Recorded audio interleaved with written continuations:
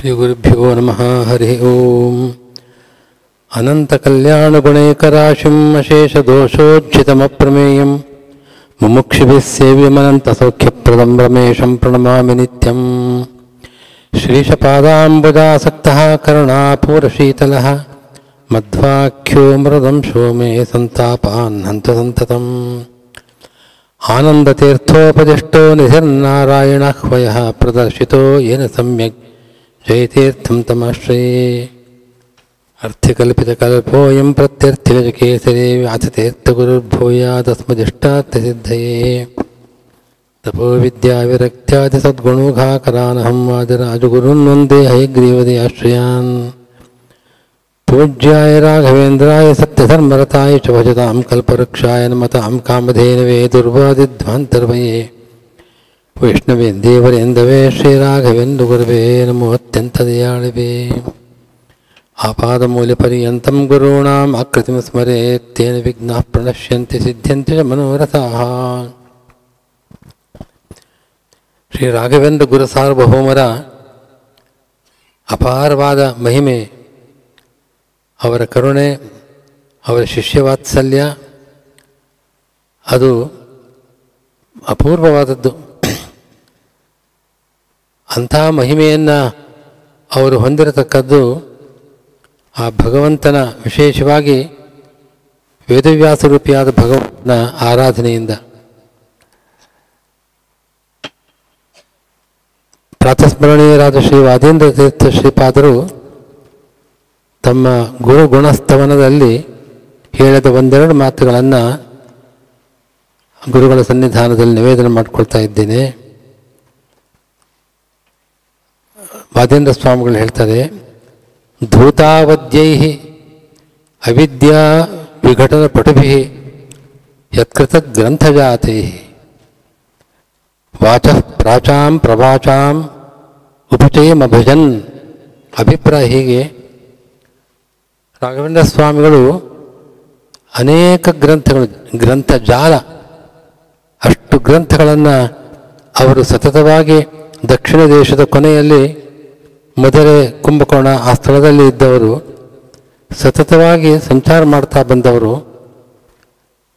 ಅಂಥ ಮಹಾನುಭಾವರು ಯಾವಾಗ ಯಾವ ಸಂದರ್ಭದಲ್ಲಿ ಆ ಗ್ರಂಥಗಳನ್ನು ರಚನೆ ಮಾಡಿದ್ರು ಅದು ನಮಗೆ ಊಹೆಗೆ ನಿಲುಕ್ತಕ್ಕಂಥಲ್ಲ. ಹಾಗೆ ಗ್ರಂಥಜಾಲ, ಅನೇಕ ಗ್ರಂಥಗಳನ್ನು, ಸಾಮಾನ್ಯವಾದ ಗ್ರಂಥಗಳಲ್ಲ, ಶಾಸ್ತ್ರಗ್ರಂಥಗಳು, ಮಹಾಪಂಡಿತರಿಗೂ ಕೂಡ ಆ ಸಾಮರ್ಥ್ಯ ಇರೋಕ್ಕೆ ಸಾಧ್ಯವಿಲ್ಲ. ಅಂಥವರು ವಾಚ ಪ್ರಾಚಾಂ ಪ್ರವಾಚಾಂ ಉಪಚಯಂ ಅಭಜನ್. ನಮ್ಮ ಅವಿದ್ಯಾ ಅಂದರೆ ನಮ್ಮ ಅಜ್ಞಾನ, ಅದರ ವಿಘಟನ ಪಟು, ನಮ್ಮ ಎಲ್ಲ ಅಜ್ಞಾನವನ್ನು ನಾಶ ಮಾಡತಕ್ಕಂಥ ಮಹಾ ಸಾಮರ್ಥ್ಯ ಆ ಗ್ರಂಥಗಳಲ್ಲಿದೆ. ಅವರು ತಮಗಿಂತಲೂ ಪ್ರಾಚೀನರಾದ ತ್ರಿವಿಕ್ರಮ ಪಂಡಿತಾಚಾರ್ಯರು, ಪದ್ಮನಾಭಯತಿಗಳು, ಟೀಕಾಕೃತ್ಪಾದರು, ವ್ಯಾಸತೀರ್ಥರು ಮೊದಲಾದವರು ಪ್ರಾಚೀನರು ಅವರು ಮಾಡಿರತಕ್ಕಂಥ ಗ್ರಂಥಗಳೆಲ್ಲ ಶ್ರೀ ರಾಘವೇಂದ್ರ ಸ್ವಾಮಿಗಳ ಅವರ ವ್ಯಾಖ್ಯಾನಗಳಿಂದ ಉಪಚಯವನ್ನು ತಂದರೆ ನಮಗೆ ನೇರವಾಗಿ ಆ ಗ್ರಂಥಗಳ ಪರಿಚಯ ಮಾಡಿಕೊಳ್ಳೋದು ಬಹಳ ಕಷ್ಟ, ಅದರ ವಿವರಣೆ ಬೇಕಾಗ್ತದೆ. ಆ ರೀತಿಯಾಗಿ ಆ ಗ್ರಂಥಗಳಿಗೆ ಒಂದು ಉಪಚಯವನ್ನು, ಅಂದರೆ ಪುಷ್ಟಿಯನ್ನು ನಮಗೆ ಅರ್ಥವಾಗುವ ರೀತಿಯಲ್ಲಿ ಬಹಳ ಸರಳವಾಗಿ, ಬಹಳ ಗಂಭೀರವಾಗಿ ಆ ಗ್ರಂಥಗಳನ್ನು ರಚನೆ ಮಾಡಿಕೊಟ್ಟಿದ್ದಾರೆ. ಸಂಖ್ಯಾವಂತೋ ಯಮಾಹುಹು ಅಖಿಲ ಕಲಾಮೂರ್ತಿಂ ಉದ್ವೇರ ಕೀರ್ತಿ ಧೀರ ಶ್ರೀ ರಾಘವೇಂದ್ರ ಪ್ರತಿಶತ ಸತತಂ ಭವ್ಯಂ ಅವ್ಯಾಹತಂ ನಃ ಅಂತ ಹೇಳ್ತಾ ಇದ್ದಾರೆ ವಾದೇಂದ್ರ ಸ್ವಾಮಿಗಳು. ಸಂಖ್ಯಾವಂತರು ಅಂತಂದರೆ ಮಹಾಜ್ಞಾನಿಗಳು ರಾಘವೇಂದ್ರ ಸ್ವಾಮಿಗಳನ್ನು ಅಖಿಲ ಕಲಾಮೂರ್ತಿ ಅಂತ ಹೇಳ್ತಾರಂತೆ. ನಮಗೆ ಅವರ ಜ್ಞಾನದ ಮೇರೆ ಗೊತ್ತಿಲ್ಲ.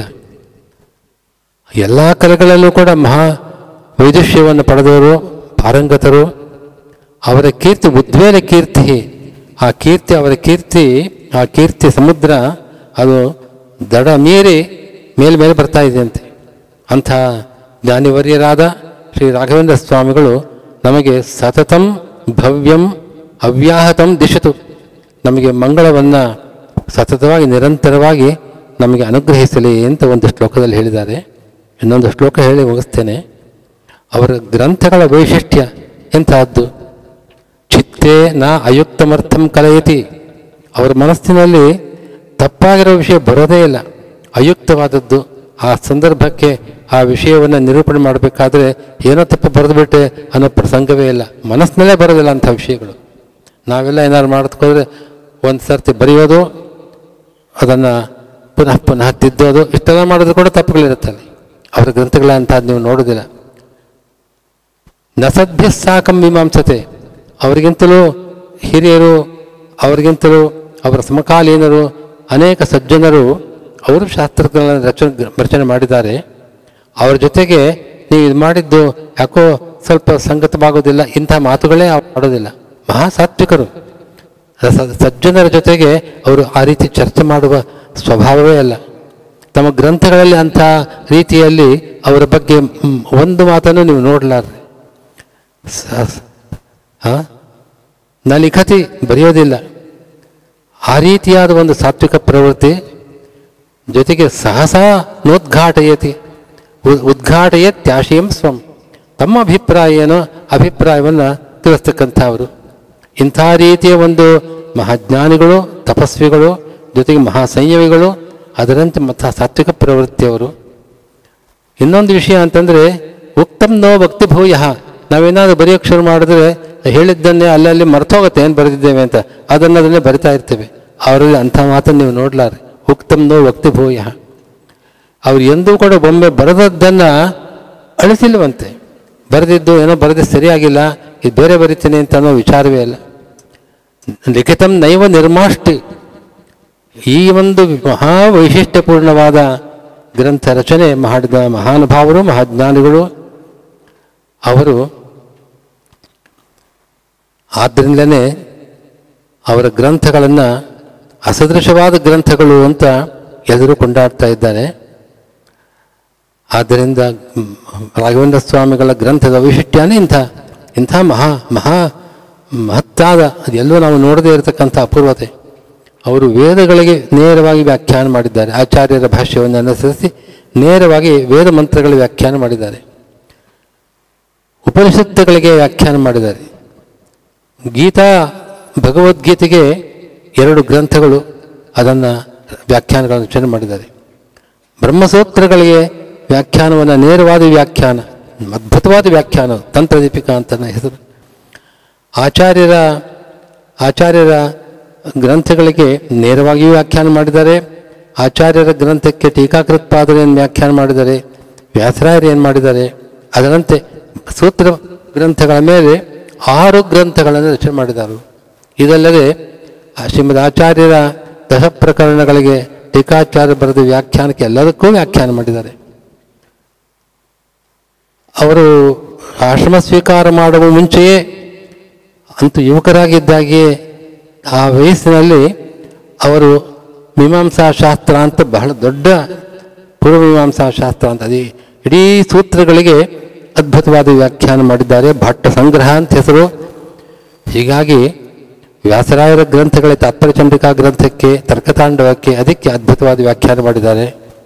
ಇದಲ್ಲದೆ ಸಾಮಾನ್ಯ ಜನರಿಗೂ ರಾಮಾಯಣ, ಭಾರತ, ಭಾಗವತ ಇದರ ಕಥೆಯನ್ನು ಒಂದಂಶವನ್ನು ಬಿಡದೆ ಕೇವಲ 8-10 ಶ್ಲೋಕಗಳಲ್ಲಿ ಇಡೀ ಕಥೆಯನ್ನು ಸಂಗ್ರಹ ಮಾಡಿಕೊಟ್ಟಿದ್ದಾರೆ.